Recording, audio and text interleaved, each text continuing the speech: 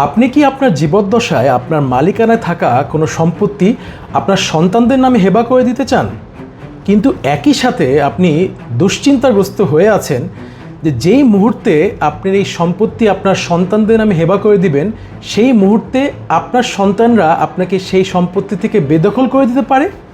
শুনতে খারাপ লাগলেও অনেক মা বাবারই এই দুশ্চিন্তাটা আছে, কিন্তু ঘাবড়ানোর কোনো কারণ নেই। কারণ মুসলিম ব্যক্তিগত আইনে এমন একটি ব্যবস্থা আছে যার মাধ্যমে একই সাথে আপনি আপনার মালিকানা থাকা সম্পত্তি হেবা করতে পারেন এবং সেই সম্পত্তিতে ভোগ দখল করতে পারেন। মূল আলোচনায় প্রবেশ করার পূর্বে খুব প্রাথমিকভাবে হেবা কাকে বলে তা নিয়ে একটু আলোচনা করব। হেবা মূলত একটি আরবি শব্দ যার প্রকৃত অর্থ হচ্ছে উপহার বা দান।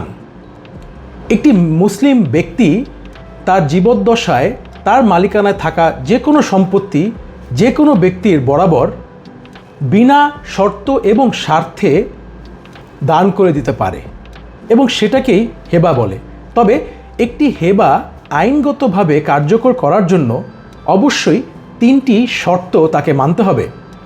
সর্বপ্রথম শর্তটি হচ্ছে, একজন হেবা দাতা যেই সম্পত্তিটি হেবা করবে তাকে অবশ্যই সেই সম্পত্তিটির একচ্ছত্র মালিক হতে হবে এবং তিনি যেই সম্পত্তিটি হেবা করবে সেই বিষয়ে তাকে একটি ঘোষণা প্রদান করতে হবে।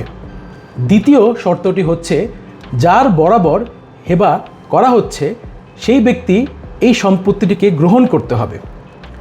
তৃতীয় এবং সবচেয়ে গুরুত্বপূর্ণ যে শর্তটি আছে তা হচ্ছে, হেবাকৃত সম্পত্তি অনতিবিলম্বে হেবা গ্রহীতার বরাবর হস্তান্তর করে দিতে হবে। এর অর্থ দাঁড়ায়, যেই মুহূর্তে একজন হেবা দাতা তার সম্পত্তি হেবা করার ঘোষণা দিচ্ছে এবং যার বরাবর তিনি হেবা করছে তাকে এই সম্পত্তিটির মালিকানা এবং দখল সরাসরি হস্তান্তর করে দিতে হবে। এই তৃতীয় শর্তটি আমাদের ভিডিওর মূল আলোচনার সাথে প্রাসঙ্গিক। একটি হেবা আইনগতভাবে কার্যকর করতে হলে হেবাদাতাকে আবশ্যিকভাবে তার সম্পত্তির মালিকানা এবং দখল যে হেবা গ্রহীতা আছে তার বরাবর ছেড়ে দিতে হবে, অন্যথায় এই হেবাটি আইনগতভাবে কার্যকর হবে না। এর পাশাপাশি হেবা দলিলে এমন কোনো শর্ত যোগ করা যাবে না যার মাধ্যমে ইনিয়ে বিনিয়ে হেবাদাতা তার মালিকানা ধরে রাখে।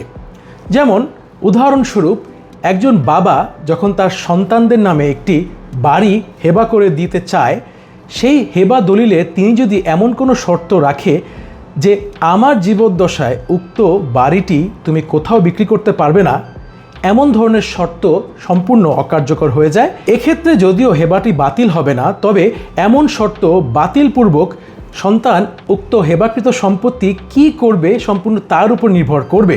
তবে হেবাদাতা তার হেবা দলিলে এমন একটি উক্তি আনতে পারে যেখানে তিনি প্রকাশ্যে ঘোষণা করছেন যে তিনি তার সম্পত্তির সকল মালিকানা এবং দখল হেবা গ্রহীতার বরাবর হস্তান্তর করে দিচ্ছেন, কিন্তু হেবা গ্রহীতার সম্মতিক্রমে তার যে সম্পত্তি আছে সেই সম্পত্তিতে তিনি আজীবন বসবাস করবেন।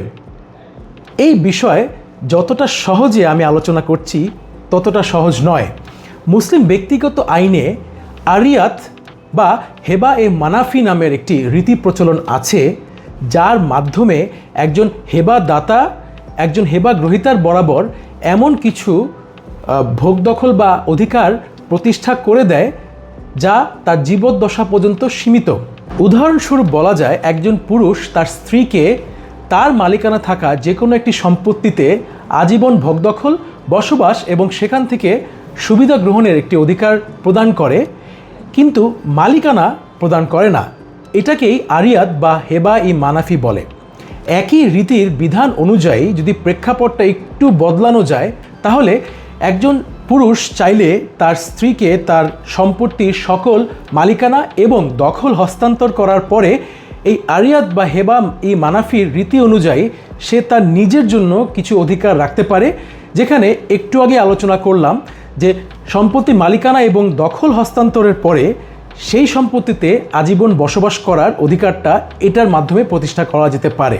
হেবা দলিলে যদি এটা সুস্পষ্টভাবে উল্লেখ করা থাকে যে হেবা গ্রহীতা উক্ত সম্পত্তির মালিকানা অর্জন করেছেন এবং হেবা দাতা শুধুমাত্র তার জীবদ্দশায় উক্ত সম্পত্তি ভোগ করার সীমিত অধিকার সংরক্ষণ করেছেন, তাহলে উক্ত হেবা দলিলটি কার্যকর বলে গণ্য করা যেতে পারে। কিন্তু যদি দেখা যায় উক্ত হেবা দাতা আগের মতনই উক্ত সম্পত্তির পূর্ণ মালিকানা, নিয়ন্ত্রণ, ব্যবস্থাপনা এবং দখল তার নিজের কাছেই রেখেছে এবং প্রকৃত অর্থে হেবা গ্রহীতার বরাবর দখল পুরাপুরিভাবে হস্তান্তর করেনি, তখন উক্ত দলিল কিন্তু আদালতে এনে চ্যালেঞ্জ করা যেতে পারে। তাই এমন ধরনের দলিল সম্পাদন করার আগে অবশ্যই একজন মুসলিম ব্যক্তিগত আইন এবং জমিজমা বিষয়ক আইন প্র্যাকটিসরত একজন আইনজীবীর শরণাপন্ন হবেন। সর্বোপরি ভিডিওটি শেষ করব এই কথা বলে যে বাংলাদেশে মুসলিম ব্যক্তিগত আইনে এই পার্থক্যটি অতিমাত্রায় সূক্ষ্ম কিন্তু অত্যন্ত গুরুত্বপূর্ণ।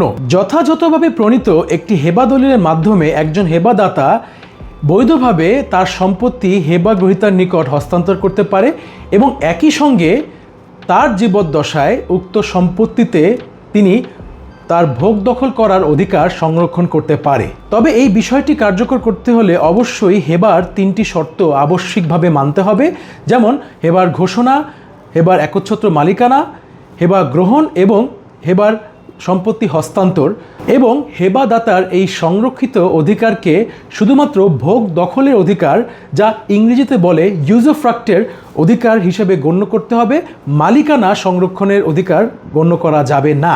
সুতরাং আজ তাহলে এ পর্যন্তই। এতক্ষণ যে বিষয় নিয়ে আলোচনা করলাম তা শুনতে খানিকটা সহজ হলেও বাস্তবিক অর্থে কিন্তু এতটা সহজ নয়।